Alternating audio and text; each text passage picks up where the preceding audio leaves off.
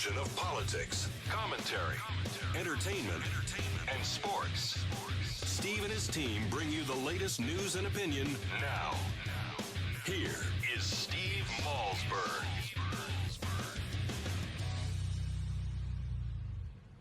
All right, folks, just a reminder to you all, I've been mentioning this throughout the show today. We're going to be doing something a little different next week with our new Road to the White House segment.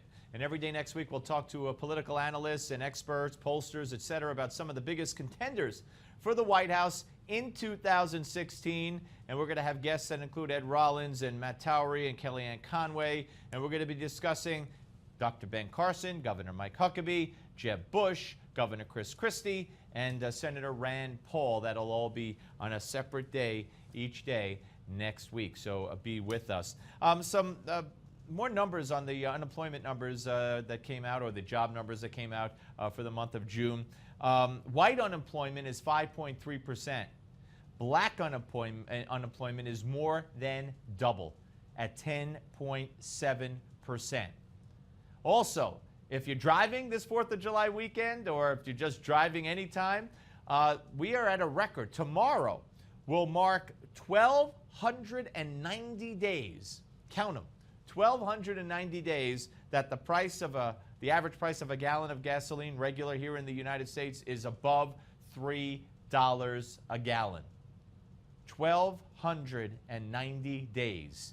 That's a long time. And don't forget Barack Obama, when he was running in 2008, when gas was about $4 a gallon at that point, he said he had no problem with the price of gas going to what it is in Europe, $7, $8, $9 a gallon, as long as it doesn't happen too quickly. Yeah, well, let's hope we're not headed in that direction. All right, we're going to be joined right now, ladies and gentlemen, by Ed Morrissey. But first, here's the White House defending paying women less than men. The statistic that's cited about the country is about 77 cents on the dollar, and here at the White House it's 88 cents on the dollar, right? So the White House is doing appreciably better than the country is more broadly, but we still have more work to do at the White House. There are a lot of ways to evaluate pay equity. That's Josh Earnest, speaking in earnest, I would assume. That's the first time I've used that, and maybe, hopefully, the last. Anyway, so the White House is still out of sync when it comes to paying women as much as men, but they're working on it. Oh, and they're doing a good job of working on it, of course. Can't expect Obama to actually complete something. Joining us now, as promised, is Ed Morrissey, featured columnist and senior editor at hotair.com and columnist for The Week. Hello, Ed. Hello, great to be with you today. Well, great to have you. Happy 4th of July Eve, I guess. And to you too. So you know, it boggles the mind that this is an issue. Even when Jay Carney was still there, on a day that the president eventually went out and talked about this pay disparity and all this nonsense, which we know is not real because of all the mitigating circumstances, Carney actually said, well, the White House doesn't pay the women as much as men because there's mitigating circumstances. And yet it doesn't stop them from demagoguing this issue, does it? No, it doesn't. And again, the last time they tried this was about 3 months ago. And at that point, the media really got on their case about it. Maybe even to a surprising extent got on their case about this. What they're using to push this is 77 cents on the dollar is an aggregate formula that just basically takes men and women from the Census Department and aggregates strictly on gender, and says, well, that's the gender pay disparity. But what they're not comparing is actual jobs. When you get down to actual jobs, hours worked, the commitment to a particular career, and personal choice as to which career you want to work in, the actual difference is less than 5 cents on the dollar. And even that is probably explainable in terms of things like taking time out for raising families and that sort of thing. Those are all personal choices that men and women both make in terms of their careers.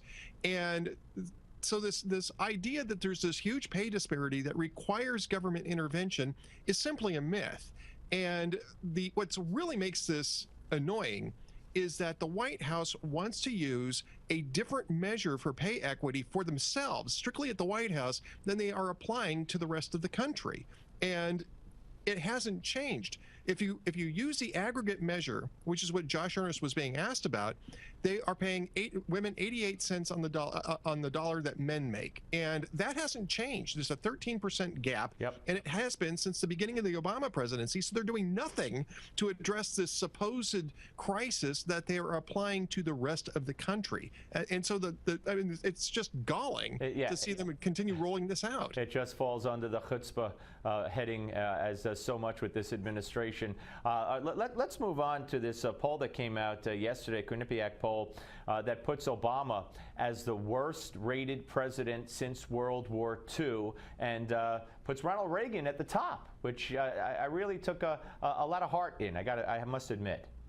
Yeah, I took a lot of heart in Reagan's ranking on that. I think when it comes to worst and best, if you're rating the current president or the one that just came out of the White House, I think that those polls usually lack a lot of historical perspective. Reagan doesn't, though. I mean, now we're almost, we're 26 years past the last year that Reagan was in office. So there is a lot of historical knowledge there, a lot of historical perspective, and it's encouraging to see him come in so high. I think it was 35%, and the closest to him was, I think, 13%. So I mean, by far and away, he was viewed as the greatest post-World War II president.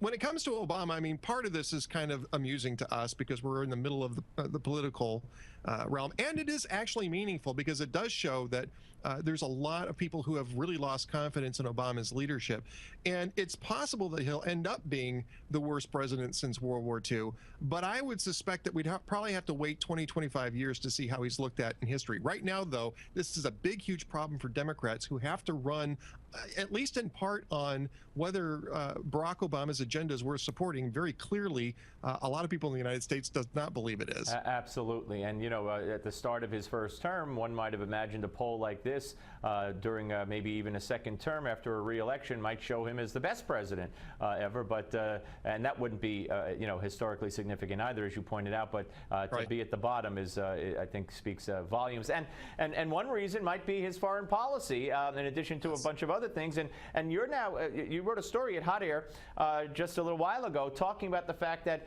we may now seek out Assad for help in stifling ISIS? Yeah, this is such a frustrating example of what happens when you have a rudderless foreign policy. We are continually reacting to things in this region rather than being proactive, rather than trying to shape events to our advantage, and also trying to implement a long-term foreign policy objective here. And what you've got now, because we pulled out of Iraq, all the way out of Iraq, we lost the ability to influence issues in Iraq. We lost the ability to confront ISIS when it was still Al-Qaeda in Iraq. And that has consequences for what we can do in that region. Now, the country chose a man who very explicitly promised to pull all the way out of Iraq. So that part of it, I mean, that part of it, voters have to own too. But the problem is that we've been bouncing back and forth ever since about what to do in that region.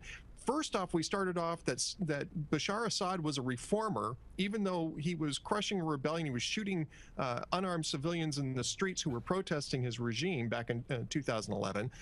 And then last year, we were going to bomb his regime because he was using chemical weapons. And now we're coming back around to figuring out how we can at least ally in a de facto alliance against ISIS while still trying to get rid of Assad by giving weapons and training to the so-called moderate rebels.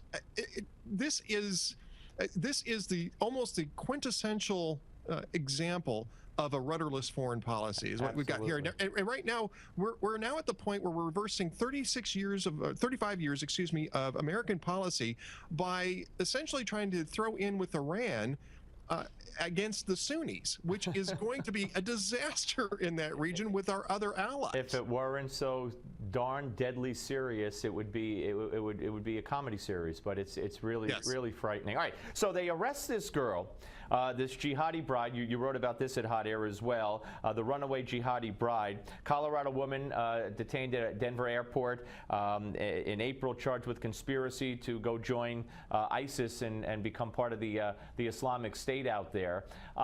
You don't usually see a 19-year-old girl going to fight with the jihadis, do you? Not usually, no. And what was really interesting about this case was that the FBI had been trying to convince her for months not to do it. I mean, there is going to be no chance for an entrapment defense here by her attorney, because the FBI was talking to her, talking to her parents, trying to get a local mosque involved to redirect her her efforts to something a little bit more moderate and legal. And she insisted on going off on this anyway. I want you to hear Megyn Kelly and Bill Ayers from her wonderful interview she did with him. And here, the former head of the Weather Underground is asked in this portion if he'll bomb the U.S. again. Listen.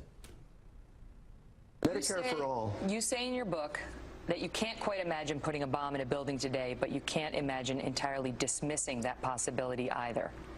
What would it take to make you bomb this country again?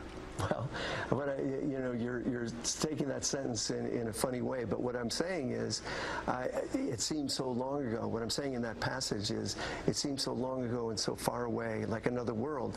On the other hand, as violent and nuts as we can be as a country, I can't completely say no. I would never ever rise up in opposition in a very militant and serious way. I can't say I wouldn't. I doubt it. I'm 70 years old, so it's unlikely. Why isn't he being locked up?